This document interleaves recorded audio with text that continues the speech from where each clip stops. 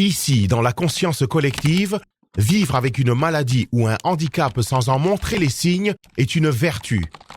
Les difficultés rencontrées par ceux souffrant d'une maladie ne sont pas mesurées, pas comptabilisées. 8 millions de nouveaux cas de cancer sont diagnostiqués en 2012 dans les pays en développement, soit près de 60% de l'incidence mondiale. Ma principale difficulté a été de vivre la maladie et de devoir protéger ma famille. Parce qu'en fait, c'est compliqué que les gens s'inquiètent pour toi, se demandent si tu vas vivre. Et c'était très dur. Quand vous abordez toujours une mine triste, un air de malade, bon, les gens auront peut-être toujours ce sentiment de pitié, comme on dit en Wolof, de Ndeysaan, par rapport à vous. Les handicapés moteurs sont souvent stigmatisés dans notre société. Pour eux, s'insérer socialement est un combat de tous les jours. Le handicap est malheureusement mal compris dans nos pays en voie de développement, particulièrement dans notre pays, le Sénégal.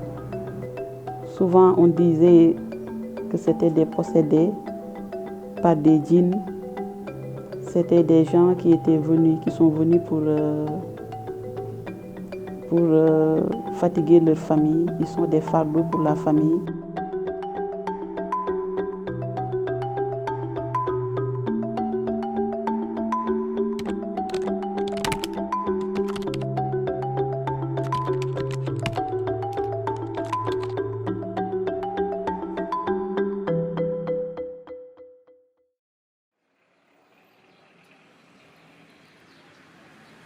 En Afrique, près de 847 000 nouveaux cas sont recensés, dont 591 161 décès.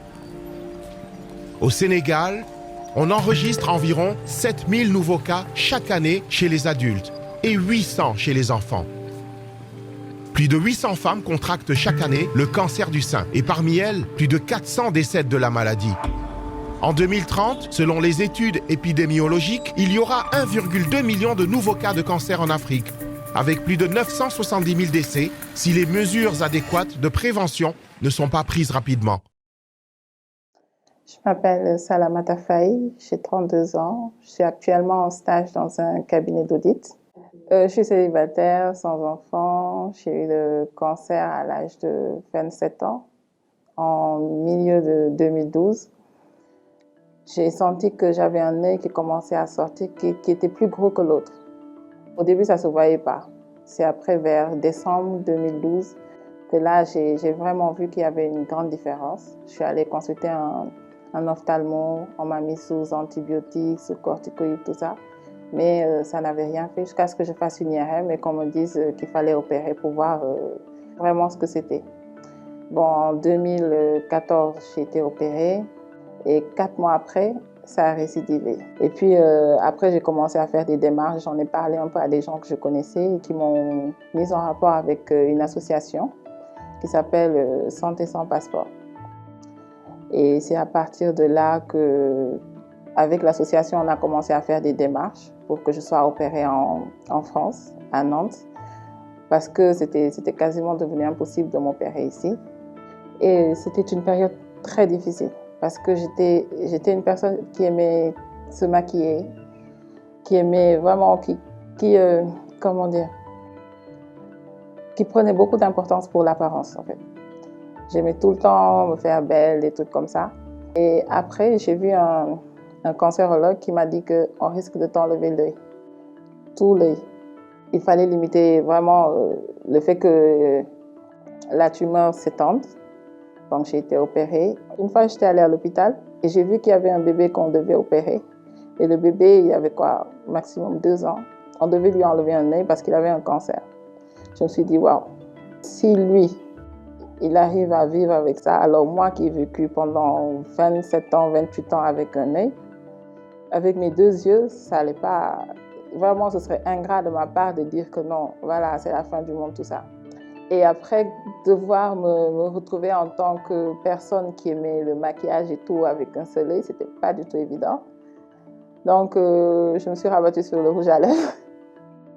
Le conseil en fait que je donnerais aux personnes malades, c'est déjà d'avoir la foi, de se dire que voilà, tant qu'on est en vie, on doit vivre. Un sein, un œil, un bras, une jambe, c'est pas ce qui définit la personne. Je m'appelle Mamdia Reguei Kébé. Je suis présidente de l'association Cancer du sein Sénégal. C'est une association qui a été créée en 2013 par des anciennes malades du cancer du sein. Et le but de l'association, c'est d'apporter un soutien psychologique, moral aux personnes étant atteintes du cancer du sein. Comment j'ai su cette maladie-là? Vous savez, je pense que dans la vie, il n'y a pas de hasard. Ma grande sœur a eu le cancer du sein. Et alors, elle m'appelle un jour, elle me dit on me soupçonne d'avoir un cancer. Je suis en train de faire les examens pré-diagnostiques. Et puis un jour, elle m'appelle tout en pleurs en me disant voilà, le médecin m'a dit deux nouvelles. La mauvaise nouvelle, c'est que j'ai un cancer. La bonne nouvelle, c'est que c'est stade primaire. Et puis je lui ai dit, bah, écoute, on t'a dit que c'est stade primaire, ça veut dire que ça peut se soigner, donc il n'y a pas de raison que tu te fasses du mauvais sang. Ironie du sort, 8 mois après, moi je me diagnostique lors d'une autopalpation. Finalement, on a découvert que c'était un cancer. Qu'est-ce qu'il faut faire? Ben, il faut se soigner et puis c'est tout. Et donc j'ai commencé le traitement. Je savais qu'en faisant la chimiothérapie, j'allais perdre mes cheveux. Et pour éviter de les perdre, de voir cette déchéance-là, parce que forcé, on les perd, je file chez le coiffeur et je lui dis rasez-moi. Comme ça, je ne vais pas vivre cette perte de cheveux qu'on perd comme ça à chaque fois qu'on se met la main sur la tête et qu'on perd ses cheveux. Et bon, donc je n'ai pas vu mes cheveux partir comme ça. Ils sont partis tout d'un coup et je crois que ça m'a fait du bien. Et j'avais fait un choix de ne pas cacher mon cancer. Parce que je me suis dit, mais mince alors, ceux qui ont le diabète, quand elles vont dans des cérémonies, elles refusent de manger ou de boire sucré. Pourquoi est-ce que je cacherais que j'ai un cancer? Ce n'est pas une maladie honteuse et il faut qu'on arrête de stigmatiser ce mot-là. Parfois les gens me disaient, « Oh, tu as maigri, ça te va bien ?» J'ai dit, « Ben oui, c'est parce que je suis malade. » « Qu'est-ce que tu as ?» Je dis, « J'ai le cancer. » Quoi? J'ai le cancer. Et un jour, c'est une histoire que j'aime bien raconter parce que c'est ce qui a fait le déclic en moi. Il m'appelle, je passe devant son bureau, je lui fais un petit coucou et puis il me rappelle, il me dit, « Viens. » Je viens, il y avait une jeune dame de 27 ans dans son bureau qui avait ses radios et puis qui était toute en pleurs. Et il me dit, « Parle avec elle. » Et puis il sort. Et donc, je demande à la fille qu'est-ce qu'elle avait. Elle était toute en pleurs. Elle me disait oui, qu'on venait de lui diagnostiquer un cancer. Et que bon, en fait, elle, son souci, c'était ses cheveux qu'elle allait perdre. Elle pleurait, tata, je vais perdre mes cheveux et tout. Et puis, plouf, j'enlève ma perruque. J'avais la perruque, le foulard, j'enlève tout. Et puis, je lui dis, regarde-moi. Elle me regarde avec des grands yeux. Et puis, je lui dis, mais si je ne t'avais pas dit ça, est-ce que tu l'aurais su? Elle me dit non. Je dis, ben voilà. Le cancer, c'est rien. C'est une maladie, il faut la traiter comme une maladie. C'est peut-être pas banal, mais c'est une maladie. Et quand on se soigne, on guérit. Il faut impérativement que toutes les femmes puissent avoir ce réflexe-là. Le premier réflexe, qui ne coûte pas cher, hein, c'est de faire l'autopalpation. Qu'elles se mettent devant leur miroir ou couchées sur leur lit, qu'elles fassent l'autopalpation de leur sein.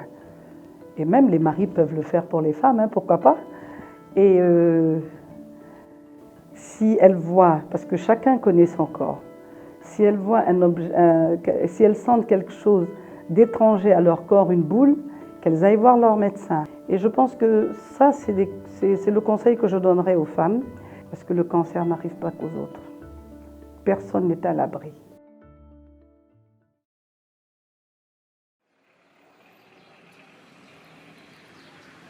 Pour les personnes en situation de handicap au Sénégal, la vie quotidienne est un combat.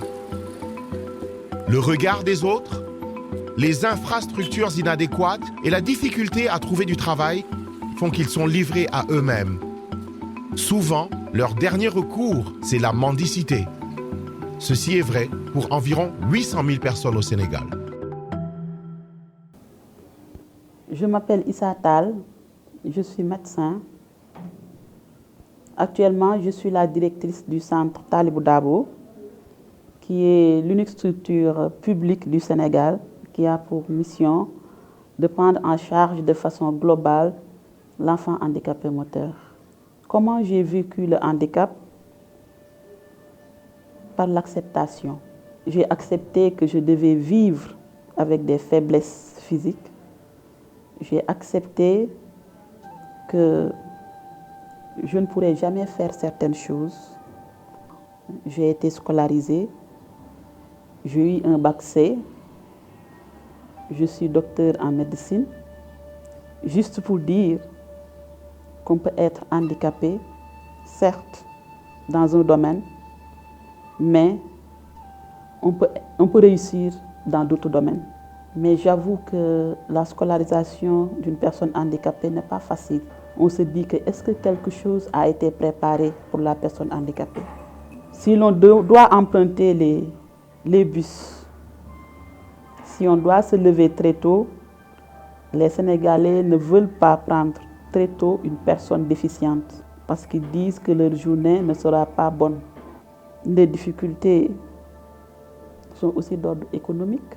Autant je logeais au Parcelles Assainies. Si je dois quitter les parcelles pour me rendre à l'université, pour certains moments, c'est 4 000 francs de transport. Je dois payer 2 000 aller, 2 000 retour. Alors qu'une personne valide avec 400 francs peut faire le chemin aller et retour. Et la personne handicapée ne vit pas uniquement de sa déficience. Surtout quand il s'agit de handicap moteur, ces personnes dépendent souvent d'aide technique et d'appareillage. Moi, je me rappelle, il y a eu une année où je n'ai pas fait un examen parce que je devais quitter un endroit à 3 étages pour aller dans un autre, au deuxième. Et en faisant ce chemin, j'ai accusé du retard. On a fermé la porte.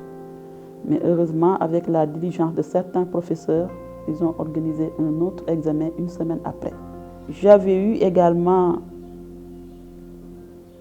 la chance d'avoir beaucoup d'amis qui ont été très constants dans leur amitié et qui m'ont poussé à avoir un désir très ardent, c'était de réussir. Pour moi, l'unique cadeau que je pouvais donner à mes amis, c'est la réussite.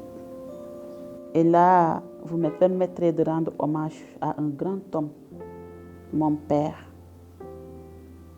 Mon père s'est battu pour m'inscrire à l'école et me maintenir à l'école.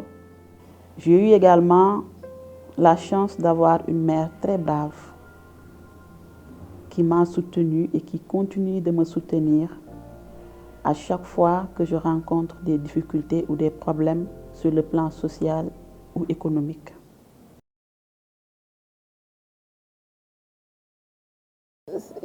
On doit assister psychologiquement les malades parce que c'est une très longue maladie et c'est une maladie où on a peur.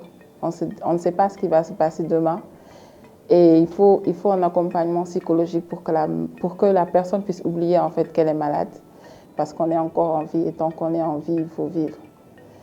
En conclusion, notre souhait, ce serait qu'on ait, comme je dis au Sénégal, on a de très bons médecins, on a de très bons cancérologues. Je pense que l'État devrait aider un peu les étudiants en médecine. Il y en a tellement qui sont en chômage, les techniciennes supérieures en radiothérapie, ainsi de suite. Et quand même essayer de moderniser le plateau médical que nous avons aujourd'hui. Je pense que c'est en cours, mais on ne cessera jamais d'en parler. On continuera aussi de faire ce plaidoyer-là sur la gratuité des soins. Parce qu'aujourd'hui, comme je dis, le gros problème du cancer, c'est que les soins sont très coûteux. Parce que si les gens meurent aujourd'hui, ce n'est pas par manque de plateau médical ou de bons médecins, mais c'est surtout par manque de moyens. Ce que je leur conseille, c'est de se munir de patience et d'endurance, mais surtout de persévérer. Vous savez, les facteurs d'un bon développement durable, c'est les bonnes valeurs. Tout le monde doit s'en procurer, mais la personne handicapée davantage. C'est impératif de scolariser les enfants handicapés. On peut être handicapé et réussir dans la vie.